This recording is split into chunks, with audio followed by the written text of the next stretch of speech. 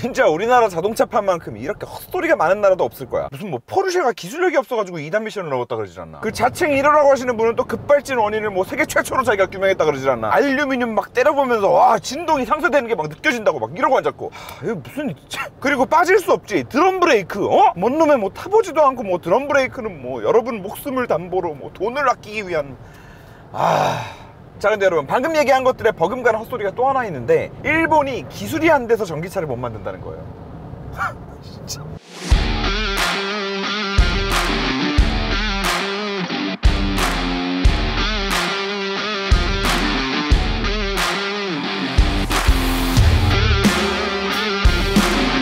자, 여러분 안녕하세요, 모토란입니다.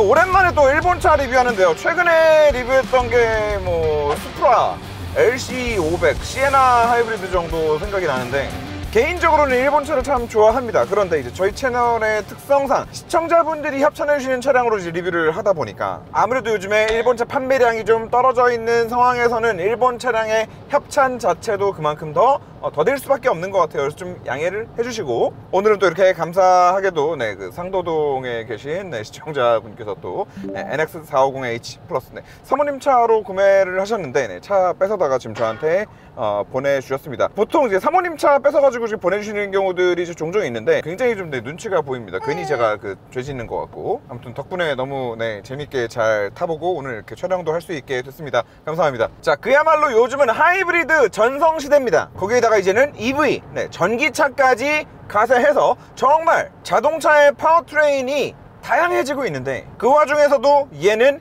플러그인 하이브리드입니다. 그래서 오랜만에 개념 정리를 다시 한번 하고 좀 넘어가자면, 자, PHEV, 플러그인 하이브리드는 기본적으로 우리가 전기를 충전도 할 수 있는 하이브리드예요. 우리가 플러그를 꽂아서 전기를 별도로 충전도 하고 다닐 수 있고, 아니면 그냥 일반 하이브리드처럼도 운전하고 다닐 수 있는, 거기에다 가장 중요한 거는 전기 모터로만 다닐 수 있는 모드가 있는, 전기 모드가 있는. 그리고 아래 내려오면은 풀 하이브리드가 있습니다. 우리가 일반적으로 알고 있는 하이브리드죠. 이제 현대기아에서 사용하는 하이브리드, 그리고 일반적으로 도요타에서 사용하는 하이브리드. 지금 요 모델에서 이 플러그인 기능, 배터리를 더 키워서 충전까지 해서 다닐 수 있게 하는 요 기능만 빼게 되면은 일반 풀 하이브리드가 됩니다. 거기다가 요즘에 하나 더 생겼죠. 마일드 하이브리드가 있어요. 마일드 하이브리드. 그럼 마일드 하이브리드는 또 풀 하이브리드랑 무슨 차이가 있냐? 바로 모터 혼자서 구동을 줄 수 있냐 없냐의 차이가 있습니다. 이 PHEV나 아니면 여기서 플러그인 기능이 빠진 풀 하이브리드 같은 경우에는 상황에 따라서 모터만으로 차가 움직이잖아요. 그런데 마일드 하이브리드는 모터의 힘만으로는 차가 움직이지 않습니다. 무조건 엔진은 켜지고 엔진의 출력을 서포트하는 용도로만 사용되는 게 마일드 하이브리드예요. 그리고 뭐 마일드 하이브리드 안에서도 뭐 모터가 뭐 뒤에 붙니 안에 뭐 벨트로 붙니 뭐 이렇게 디테일하게 나눠지는데 뭐 그것까지는 뭐 됐고, 이제 마지막으로 전기차 같은 경우에는 거기서 엔진도 빼고 뭐 다 빼고 그냥 모터에다가 배터리 넣고 충전해가지고 다닐 수 있는 게 전기차인 거죠. 자, 근데 여러분 방금 말씀드린 요것만 딱 놓고 생각을 좀 해보자고요. 이 하이브리드 만드는 게 어려울까요? 전기차 만드는 게 어려울까요? 자, 한번 보자고요. 지금 얘만 하더라도 요거, 야, 니네 그래픽 누가 만들었냐 이거? 야, 이거 니네 그래도 저기 일본 애들이 말이야, 우리 저기 그랜저도 계기판 디자인 조금 그렇게 했다고 막 개 난리가 나는데, 니네 이거, 야, 한국에서 니네 이거 이렇게 만들어가지고 니네 한국 브랜드였으면 난리 났다. 야, 이거, 야, 지금 파워포인트 가지고 나보고 만들려고 해도 이거보다는 잘 만들겠네 이거. 아직도 기다려? 사지마, 렌트해.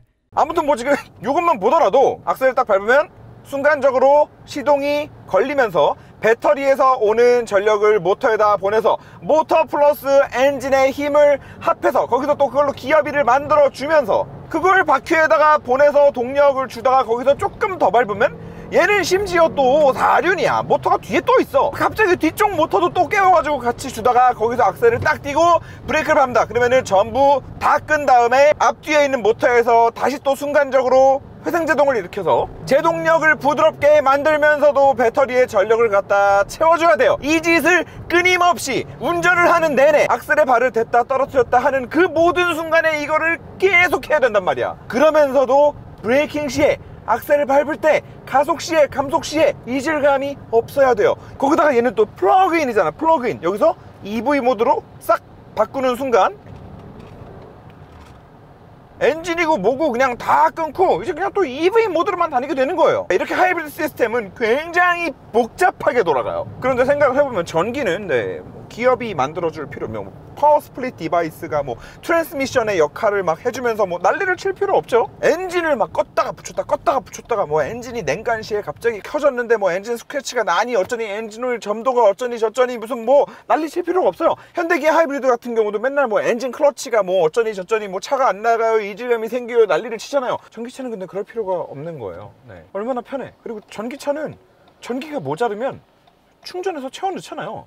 근데 그냥 일반 하이브리드를 한번 생각을 해보자고요. 일반 하이브리드 전기 충전 안 하잖아. 그냥 왔다 갔다 하는 와중에 오로지 회생제동력만 가지고, 물론 뭐 아주 미세하게는 그 엔진이 돌 때 엔진의 힘을 빌려서 모터를 돌린 다음에 그걸 또 이제 뭐 충전하는 방법도 있기는 하지만 그거는 이제 미미하니까 오로지 회생제동력만 가지고 배터리를 충전했다가 또 그거를 미세하게 썼다가 그 짓을 계속 반복하면서 연비를 높여야 된단 말이에요. 무슨 말이냐, 일본 애들은 가장 먼저 하이브리드를 만들어서 지금까지 가장 많은 데이터를 가지고 있고 사실 가장 완벽한 하이브리드 시스템을 가지고 있는 애들이에요. 이런 애들이 기술력이 없어서 전기차를 못 만들고 있다고?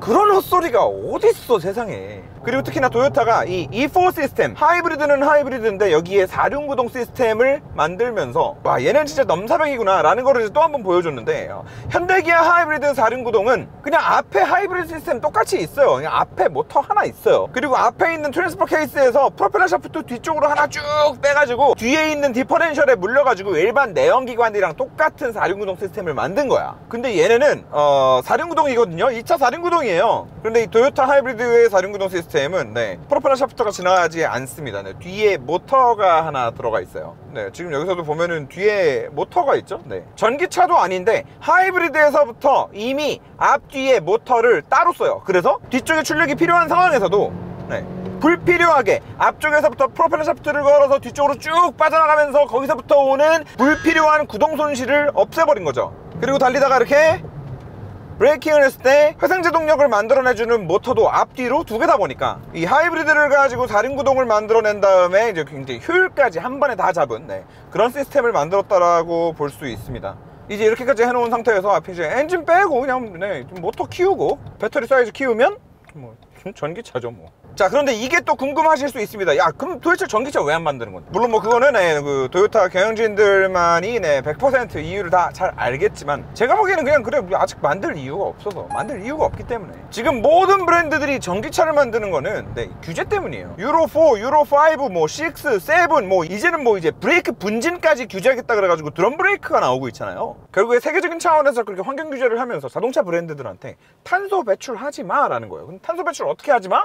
너네 전체 브랜드 평균 차 한 대당 얼마 이상 배출하지 마 라는 거를 법으로 자꾸 정해놓고 강제하는데, 이거를 못 맞췄을 때 내야 되는 벌금이 천문학적이기 때문에 자동차 회사들은 그 평균 값을 낮추기 위해서라도 전기차를 만들어서 파는 거예요. 마진 얼마 안 남아도 전기차를 팔아서 그 평균을 낮춤으로 인해서 우리가 내지 않아도 될 벌금을 생각을 한다면 그게 더 싸게 먹힌다는 거지. 그래서 그렇게 전기차들을 미친듯이 만들어가지고 팔고 있는 건데, 생각을 해보면 토요타는 얘네가 하이브리드를 도대체 언제부터 팔았어요? 얘네는 그리고 전 차종이 다 하이브리드예요. 얘네는 애초에 그 평균 값을 맞추기가 너무 쉬운 애들이란 말이야. 전기차를 안 만들고도, 그래서 만들 필요가 없어서 안 만들고 있었던 것 뿐이지, 이거는 기술이랑은 전혀 상관이 없는 영역이고. 자, 하이브리드 시스템을 놓고 본다면, 자, 하이브리드 시스템이 실질적으로 운전자한테 어떻게 느껴지는가를 본다 하더라도, 자, 엔진이 꺼져 있다가 갑자기 엔진이 붙고 또 붙고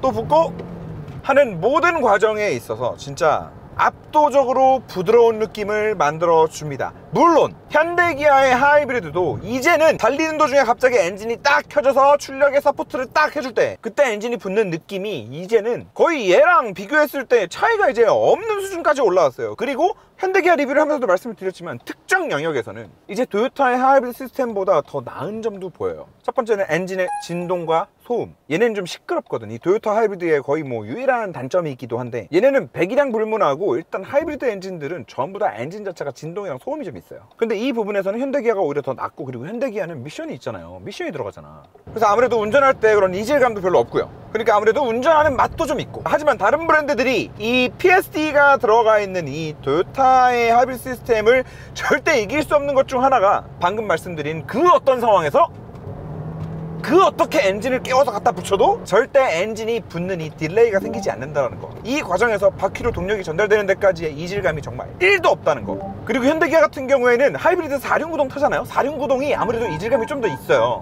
왜냐면 가뜩이나 엔진 클러치 붙이고 뭐 모터 키고 뭐 하고 바빠 죽겠는데 또 그 와중에 또 거기서 동력을 빼가지고 프로펠러 샤프트로 또 뒤쪽에다가 동력을 막 줬다 끌었다 하려니까 애가 정신이 없단 말이야. 근데 얘는 지금 4륜구동인데 그럴 필요도 없어졌잖아요. 그냥 뒤쪽에 있는 모터의 출력을 얼마나 줄지만 결정하면 되는 문제거든. 그러니까 기본적으로 엔진 클러치가 필요 없이 PSD라는 장치 하나로 앞쪽에서 모터랑 엔진이 서로 출력을 서로 줬다 뺐다 하면서 자연스럽게 움직이던 동시에 이제 4륜구동에 와서는 뒤쪽에 있는 모터 하나만 딱 또 추가되면서 개인적으로는 하이브리드 파워트레인에서 가장 중요하다고 생각이 되는 이런 엔진이 붙을 때의 이질감 측면에 있어서 진짜 여전히 압도적인 모습을 보여주고 있는 것 같아요. 그리고 얘는 PHEV잖아요. 배터리 100%까지 완전히 충전하고 나면은 전기만으로 이제 오피셜로는 약 50km 정도 주행할 수 있다라고 나오는데 체감상 얘가 X5 PHEV보다 더 멀리 가는 것 같아요. 체감상 얘 진짜 전기 모드로 히터, 에어컨 이런 거 안 켜고 진짜 조용히 그냥 고속도로 하속주행 쭉 하면은 얘 진짜 전기로 한 100km 가까이 타겠다라는 느낌이 들 정도로 전기로 정말 오래 타요. 거기다가 더 중요한 거는 전기 모드에서 출력이 마찬가지로 X5랑 비교를 한다고 했을 때 X5는 전기 모드에서 출력에 답답함이 좀 느껴져요. 근데 얘는 전기 모드로 다니면서 출력의 답답함을 느껴본 적이 없는 것 같아요. 그리고 순간 착각이 될 정도예요. 내가 지금 전기차를 타고 있나라는 착각이 될 정도로 전기 모드로 지금 이렇게 한 100km까지 편하게 가속을 해가지고 다니기에 정말 전혀 무리가 없는데 그런 모습을 보여주는데, 자 그리고 렉서스 하면 이제 항상 이 전장 쪽 있죠. 이 인포테인먼트 시스템이나 뭐 주행 보조 장치나 이제 일본 차들이 이쪽은 좀 딸린다라는 인식이 저는 있었는데 이번에 그 생각도 완전히 좀 깨지는 것 같습니다. 주행 보조 장치가 이제 렉서스 최신의 주행 보조 장치가 들어와 있는데 이런 뭐 시내 주행 상황에서도 그렇고 이제 고속도로에서도 마찬가지고요. 현대기아의 HDA2 정도까지는 구현이 되는 것 같아요. 그래서 뭐 막히는 길에서나 아니면 적당한 트래픽이 있는 상태에서 고속도로에서 주행 보조 장치를 사용하기에 굉장히 좀 충분한 운전이 굉장히 좀 편해질 수 있는 그 정도 성능까지는 이제 보여준다라는 거. 그리고 이 인포테인먼트 시스템이 참 이 장족의 발전을 이뤘는데 코너 이런 코너도 그냥 잘 잡아요. 자 일단 여기 음성인식 버튼 있잖아요. 음성인식 서군로 440으로 길 안내 해줘. 몇 번째 장소로 갈까요? 자, 네이버 클로바가 들어와 있습니다. 자 여기 잡나? 여기 잡나요? 자네 가나요? 가나요? 이 정도면 되게 괜찮은 거예요. 지금 빗길이어가지고 차선도 잘 안 보일 텐데 괜찮죠? 자 음성인식 같은 경우도 지금 네이버 클로바가 들어가 있어서 나름대로 이 맵은 또 아틀란이거든요. 이 아틀란 내비를 또 이 큰 화면에다가 또 꽉 채워서 보여주기 때문에 인포테인먼트가 나름대로 좀 쓸만하다는 거. 그리고 애플 카플레이는 무선 지원되고요. 이제 안드로이드 오토가 무선 지원이 안 돼가지고 조금 아쉽기는 하지만 기본적으로 화면 자체가 굉장히 커서 뭐 무선이냐 유선이냐 뭐 이런 것들보다도 이렇게 큰 화면을 굉장히 이제 풀로 꽉 채워가지고 활용할 수 있게 만들어준 것 자체가 그게 좀 굉장히 좀 인상 깊다. 렉서스인데 일본 차가 언제 뭐 이런 걸 신경 썼나. 그리고 또 이제 귀여운 게 여기 하나 있는데 여기 M 모양 앱 서랍 버튼이 있어가지고 눌렀더니 이게 귀엽게 U 플러스 드라이브라고 하나가 있어요. 그래서 눌렀더니 이거 뭐 팟빵도 막 있고요. 뭐 차량 관리 앱도 막 있고 막 모바일 TV도 있는데 이 LG U 플러스에서 뭐 제공하는 뭐 이상한 나만 믿고 뭐야 이게 이상한 채널 무슨 이상한 거 몇 개 뜨고 뭐 지니 뮤직 뜨고 뭐 날씨 알려주고 이제 U 플러스에서 이런 거 하는지는 또 몰랐는데 아무튼 이런 게 있네요. 야 니네 이 그래픽도 진짜 심했다 니네. 야 너네 이것도 니네 야 이거 한국이었으면 니네 큰일 났어 니네 이거.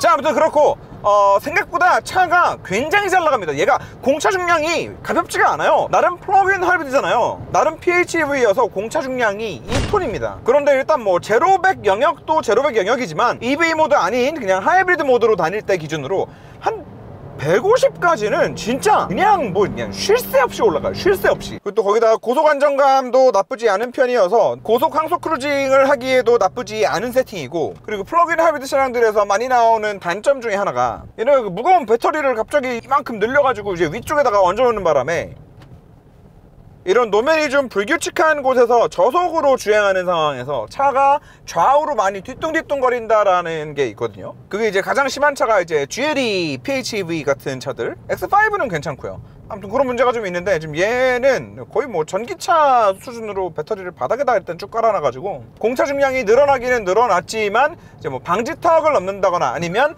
한쪽만 요철을 밟고 이렇게 지나는 상황에서 머리가 불쾌하게 좌우로 이렇게 뒤뚱뒤뚱 거리면서 흔들리는 그런 불쾌한 느낌은 일단 전혀 없습니다. 그리고 방지턱 넘을 때는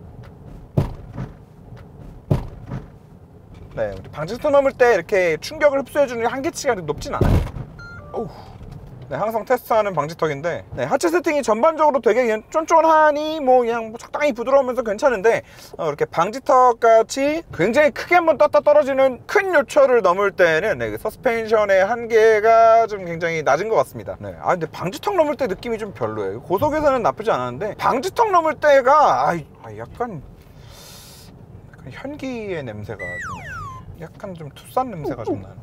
투싼이 막 나쁘다는 게 아니라 그래도 얘는 차값이 7천만 원이니까 그냥 뭐 전반적으로 나쁘지 않은 그런 승차감 보여주는 것 같습니다. 그리고 어쩌면 사실 이 차의 가장 중요한 포인트일 수도 있는 거를 하나 이제 초반에 말씀드린다는 거를 깜빡했는데, 얘가 차 사이즈가 되게 좀 컴팩트하잖아요. 굉장히 컴팩트한 SUV인데, 그런데 저는 이런 컴팩트한 SUV들이 조금 불만인 게, 사이즈는 컴팩트할지 몰라도 SUV니까 SUV인 만큼 이 시트 포지션은 좀 그래도 높게 유지가 되면 좋겠다라는 생각을 항상 하는데, 얘가 기본 시트 포지션 자체가 되게 높아요. 그래서 굉장히 컴팩트한 사이즈에 운전하기 편한 사이즈의 SUV지만 또 이 운전자의 시야 자체는 또 굉장히 좀 시원한 그런 부분이 있어서 개인적으로는 좀 마음에 드는 포인트라고 할 수 있겠네요. 자, 그리고 제가 지금 배터리 상태를 계속 이러고 다녔거든요. 이 상태에서 지금 계속 타고 다니는데, 풀 하이브리드지만 이제 충전을 하지 않고 다녔을 때 배터리 충전 없이 그냥 타는 상황에서도 굉장히 좀 괜찮은 효율을 보여주는 것 같아요. 그 GLE 쿱 같은 차가 전기 충전 안 해주고 타면은 걔는 거의 그냥 내연기관 돼버리거든요.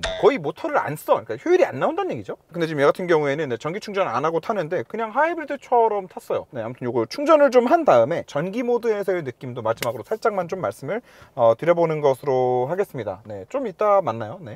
자, 지금 충전을 다 끝냈어요. 이제 100%입니다. 100%. 그리고 EV 모드가 떠 있죠. 이 상태에서 판교까지 한번 51km거든요. 공조는 25도, 좀 오반가? 24도에다가 틀고 한번 안내 시작. 자, 그럼 도착하면 몇 프로나 남을까요? 출발. 그리고 일단 여기 계기판상에 EV 모드 지금 현재 상태에서 62km 주행 가능하다고 나옵니다. 지금 히터까지 튼 상태에서 진짜 될까? 자, 그리고 여기 아까도 말씀드렸지만 가속력 한번 보세요.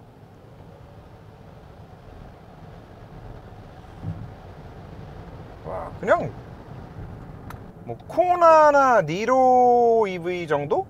걔네 정도 출력은 나와주는 것 같아요. 진짜로 이건 흡사 전기차예요. 흡사 전기차. 모든 PHEV 차량이 뭐 다 똑같은 거 아니냐라고 말씀하실 수 있는데, 일반적으로 PHEV 차량들은 출력이 부족한 게 느껴져요. 크게 느껴져요. 근데 제가 봤을 때 얘는 일단은 모터도 지금 앞뒤에 2개가 들어가 있잖아요. 뭐 사이즈를 떠나서. 그런데다가 공차 중량도 한 2톤 정도로 지금 딱 맞춰져 있다 보니까 출력 대비 무게 때문에 아마 더 그렇게 느끼는 게 아닌가 싶습니다. 꼭 가속력이 좋은 것 뿐만 아니라 그냥 이렇게 일상 영역에서 악셀링 할 때 그 느낌이 있잖아요. 또 평상시에 전기차도 많이 타고 다니니까 그냥 뭐 전기차라고 해도 크게 이질감이 없는 그런 느낌이고, 그 브레이킹 느낌에 대해서 요즘에 좀 많이 말씀을 드리는데, 하이브리드, 플러그인 하이브리드 그리고 전기차들 다 마찬가지로 이제 전자식 브레이크를 사용하게 되면서 브레이크 담력을 예전에는 우리가 그냥 자연스럽게, 너무나 자연스럽게 밟던 그 브레이킹의 느낌이 이제는 다 인공적으로 가공해서 만들어내야 되는 그런 느낌이 됐단 말이에요. 근데 이 느낌을 제대로 만들지 못하면 담력이 제대로 느껴지지 않음으로 인해서 또 이제 운전이 좀 불편해지고 승차감을 해친단 말이에요. 저속에서 어느 정도 페달이 밟힌 다음에 묵직하게 들어가야 되는데 뻑뻑하게 느껴지는 게 없으면은 저속에서 가다서다 반복할 때 이 컨트롤이 제대로 안 돼요. 굉장히 좀 옆에 타 있는 사람들이 힘들어지고 운전을 하는 나도 좀 짜증이 나고 하는 포인트인데, 브레이킹 느낌도 현대기아보다는 이제 독일 차들 세팅에 가깝습니다. 그래서 시내 주행할 때도 마찬가지였지만 좀 시종일관, 일반 내연기관차 브레이크를 밟는 것과 같은 이질감 없는 담력을 보여주고 있습니다. 자, 계속해서 EV 모드로 가고 있고요. 지금 계기판상에 남아있는 주행 가는 거리는 이제 55km 떠있네요. 그리고 실제로 주행은 약 8km 정도 했고, 지금까지는 뭐 실제 주행한 거랑 이제 비슷하게 떨어지고 있는데, 배터리는 아직까지는 100%에서 더 이상 내려오지 않고 있습니다. 주행 보조 장치 좀 켜고 계속 가볼게요. 그리고 속도는 도로 흐름에 방해를 주지 않을 정도로 그냥 편하게 운전하고 있습니다. 배터리는 왜 이게 100%에서 안 떨어지지? 근데 배터리 잔량이 퍼센티지로 좀 나와주면 좋을 텐데 안 나오네요. 와, 근데 진짜 그래픽 봐라 진짜.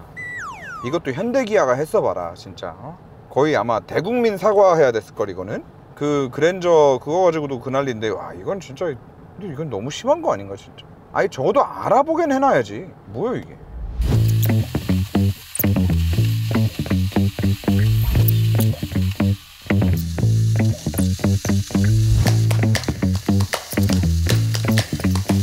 자, 이제 도착지까지 남은 거리 22km, 총 30km 주행한 상황에서 배터리는 지금 2칸 소모됐고 남아있는 주행 가는 거리 36km. 지금 공조장치까지 틀고 이 정도면은, 그리고 지금 또 주행도 계속 고속도로 주행을 하고 있는 상황에서 이 정도면은 저 트립에 뜨는 남아있는 주행 가는 거리 계산해서 보여주는 게 굉장히 좀 이제 보수적인 것 같습니다.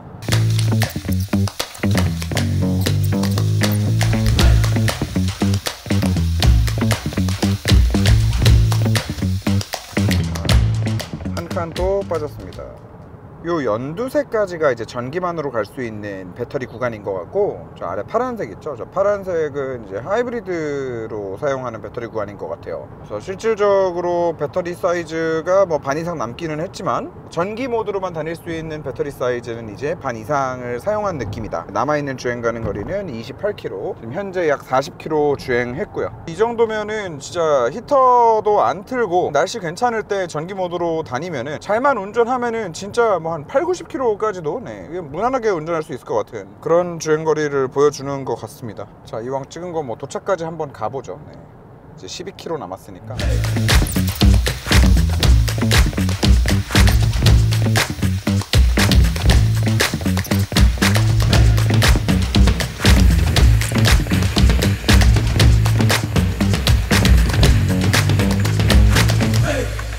자, 이제 트립상으로 아까 우리가 출발할 때 2874였어요. 지금 평택에서 출발해서 지금 판교 IC 딱 찍고 나니까 2924, 2874에서 2924, 정확하게 지금 이제 50km 딱 주행을 했어요. 그리고 50km 주행을 하고 난 다음에 배터리 남은 잔량은 아까도 말씀드렸지만 요 초록색 구간 있죠? 초록색 구간이 이제 EV 모드에서 사용할 수 있는 배터리 구간인 것 같아요. 근데 이제 한 반 조금 더 썼죠. 그리고 남아있는 주행 가는 거리는 지금 20km 확인되고, 실질적으로 남아있는 배터리 용량은 이제 더 크지만, 이 아래 파란색 구간은 이제 그냥 또 풀 하이브리드 모드에서 작동할 때 이제 배터리 사용하는 것도 좀 남겨놓는 시스템인 것 같습니다. 대략 이렇게만 봤을 때 그냥 히터 틀고 고속도로 주행 편하게 했을 때 지금 70km 정도 주행을 한다는 얘기니까, 히터까지 작동하지 않은 상태에서는 진짜 뭐 한 8, 90km, 정말 뭐 잘 타면 뭐 100km도 가능하지 않을까 라는 뭐 그런 생각이 좀 들고, 마지막으로 지금 고속도로를 또 타면서 든 생각은, 시트를 제가 아까 말씀을 안 드렸던 것 같은데